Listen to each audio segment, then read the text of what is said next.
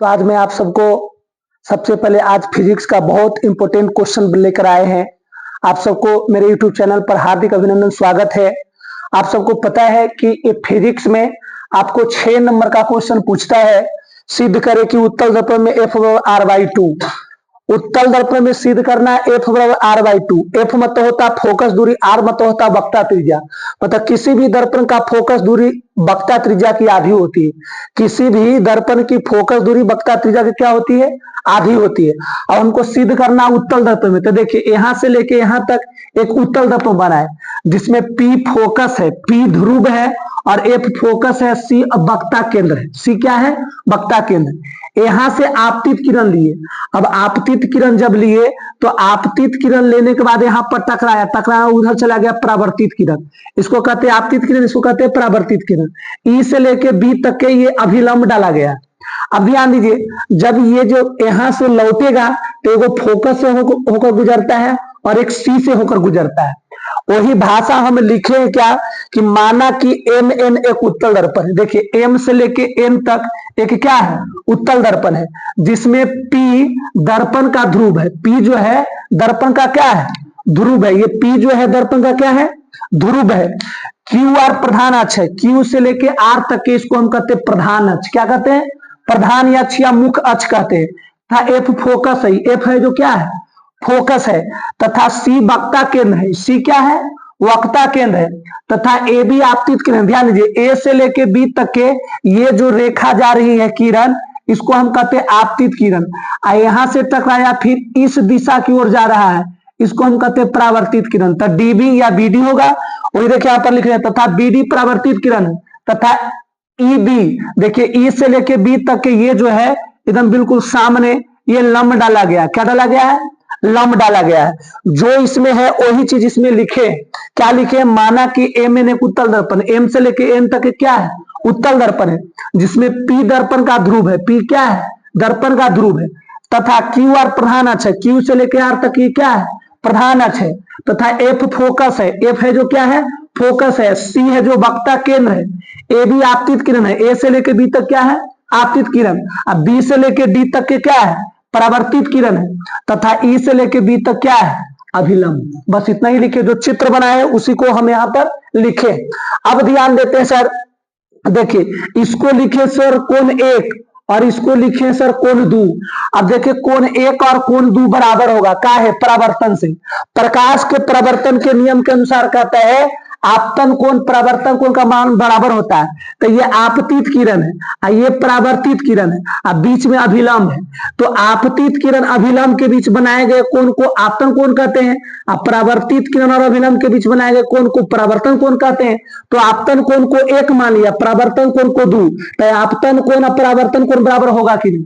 इसका मतलब कोण एक है जो कोण दो के क्या होगा? बराबर। वही लिखे कोण एक बराबर कोण दो परावर्तन से। कौन से? परावर्तन से। मतलब प्रकाश के परावर्तन के नियम के अनुसार कोण एक और कोण दो क्या होगा? बराबर होगा। अब आगे समझते सर, ये कोण दो जो होगा सर, इधर सामने वाला इसको मान लिया कोण तीन। ये कोण दो होगा जो कोण तीन के बराबर। क्या है? आमने सामने का कोण, आमने सामने का कोण जिसको हम कहते हैं सम्मुख कोण। यानी कोण दो जो होगा कोण तीन के बराबर होगा। किस कोण से कारण से? सम्मुख कोण से। किससे सर? सम्मुख कोण। मतलब सम्मुख कोण किसे कहते हैं? आमने सामने वाले कोण को सम्मुख कोण कहते हैं। तो ये कोण दो है तो इसको मान लिया कोण तीन, यानी कोण दो जो होगा कोण तीन के बराबर होगा, वही लिखे सम्मुख कोण होने से। अब इधर ध्यान दीजिए, यहां भी कोण दो है, यहां भी कोण दो है। तो कोण दो कहानी खत्म हो गया, तो बच गया कोण एक का कोण तीन, यानी कि इसलिए कोण एक बराबर कोण तीन बराबर होगा। इसको मान लिया समीकरण कौची? फर्स्ट। अब ध्यान दीजिए, कोण एक जो होगा सर, ये कोण चार के बराबर होगा। क्यों? क्योंकि ध्यान दीजिए ये जो है, यदि इसको इस प्रकार से आगे बढ़ाते हैं तो दो समानांतर रेखा को कोई तीसरी रेखा काटती है तो उसका संगत कोण, कौची सर? संगत कोण बराबर होता है कि नहीं? जब कोई समानांतर रेखा को कोई तीसरी रेखा काटती है तो उसका संगत कोण क्या होता है? बराबर होता है। तो लिख सकते हैं कोण एक बराबर कोण कौची? चार। वही लिखे कोण एक बराबर कोण चार का है? संगत कोण से। कौची से सर? संगत कोण से। इसको समीकरण दो मान लिए। अब समीकरण फर्स्ट था, समीकरण सेकंड से देखिए, इसमें भी कोण एक है, इसमें भी कोण 1 है, कॉमा ले लिए तो बच गया इधर कोण 3, इधर बच गया कोण 4, तो लिख दिए कोण 3 बराबर कोण 4 होगा। यानी कोण 3 जो है बाबू, कोण 3 जो है कोण 4 के क्यों चीज होगा, बराबर होगा। अब ध्यान दीजिए, ई वाला कोण और ई वाला कोण बराबर हो गया, ई वाला कोण 1 के और कोण 4 के बराबर है। अब ध्यान देते हैं, ये कोण 3 और कोण 4 के बराबर हो गया। देखिए यहां पर लिखे कोण 3 बराबर कोण 4। अब त्रिभुज BFC में चलेंगे सर, ध्यान दीजिए, ये देखिए यहां पर इस प्रकार से ये त्रिभुज बन रहा है, देखिए तो BFC, देखिए यहां पर ऐसे त्रिभुज बन रहा है कि नहीं, देखिए तो इस प्रकार से देखिए ये त्रिभुज बन रहा है।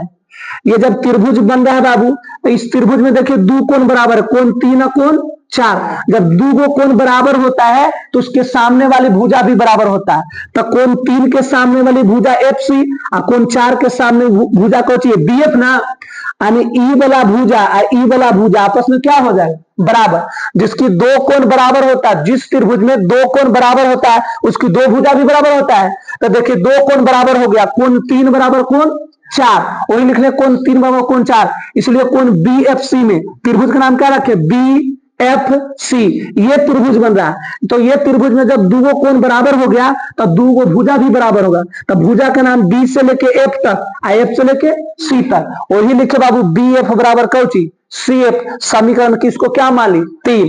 अब ध्यान दीजिए, P जो बिंदु है एकरा से नजदीक बिंदु कौन कौन है, तब P बिंदु से नजदीक बिंदु है F और P बिंदु से नजदीक बिंदु कौन है, B, है कि नहीं। देखिए P से नजदीक है F और P के नजदीक कौन सी है, B, जबकि C है नजदीक नहीं है। B के नजदीक F है और P के नजदीक कौन सी है, B है। वही लिखे तथा P से बिंदु F तथा B क्या है, निकट। जब निकट है तो दोनों निकट समान दूरी पर, बराबर दूरी पर, तो दोनों आपस में क्या हो जाएगा, बराबर। तो वही लिखे बाबू B से लेके F तक और P से लेके F तक दोनों आपस में कौन सी, बराबर। काहे कि दोनों नजदीक है ना P के, तो दोनों बराबर होगा। वही लिखे PF BF बराबर कौन सी, PF। समीकरण कौन सी मान ली, इसको 4 मान ली। अब देखिए समीकरण 3 और समीकरण 4 में ध्यान दीजिए आप, यहां भी BF है यहां भी BF, तो BF BF बराबर LHS तो RHS भी बराबर ना। तो वही लिखे समीकरण 3 तथा समीकरण 4 से CF बराबर कौन सी, PF, CF बराबर PF होगा। अब ध्यान दीजिए, CF बराबर PF तो होगा, लेकिन आप समझिए हमको निकालना है P से लेके C तक की दूरी। तब P से लेके C तक की दूरी निकालने के लिए हम क्या लिख सकते हैं, P से लेके F तक, F से लेके C तक। यदि P से लेके C तक के हमको दूरी निकालना है तो इतना जोड़ेंगे तब ना पूरा होगा सर। यानी P से लेके F तक, F से लेके C तक जोड़ेंगे। तो वही लिखे PC बराबर, यानी कि P से लेके कहां तक, C तक, तब PC बराबर लिख सकते हैं P से लेके F तक, F से लेके C तक या C से लेके F तक। वही लिखे PC बराबर PF प्लस कौची CF। ध्यान दीजिए, P से लेके F तक PF और C से लेके F तक CF, यदि दोनों को जोड़ेंगे तो पूरा PC होगा ना। अब ध्यान दीजिए, PC बराबर PF और देखिए CF बराबर दे ले, CF बराबर कितना है, PF है, तो इस CF की जगह PF बैठा दिए। PC बराबर PF है, PF के PF 2PF। अब PC का मतलब होता है R। ध्यान दीजिए, इधर P से लेके C तक के हम कहते हैं R, वक्ता त्रिज्या कहते हैं। क्यों कहते हैं, क्योंकि वक्ता त्रिज्या उसे कहते हैं किसी भी दर्पण का ध्रुव से, किसी भी दर्पण का ध्रुव से वक्ता केंद्र तक तय की गई दूरी को वक्ता त्रिज्या कहा जाता है। इसका मतलब कि PC जो होगा, P से लेके C तक वक्ता त्रिज्या होगा। अब वक्ता त्रिज्या को R से सूचित करते हैं और 2 गुने PF। ध्यान दीजिए, P से लेके F तक फोकस होगा ना सर, ये P से लेके F तक के क्या होगा, फोकस। अब फोकस मतलब कौन सी, F, यानी R बराबर 2F, तो F बराबर R ऊपर 2 का R/2 आपको क्या हो गया, प्रूव्ड हो गया। ये उत्तल दर्पण में आपको सिद्ध करना था और कल आपको बताएंगे अवतल दर्पण में सिद्ध करने के लिए। तो मेरे दोस्त आप सब इसको जो भी परेशानी होता है आप बताइए, फिर हम आप सबको कल मिलेंगे अवतल दर्पण में। जय हिंद, जय भारत।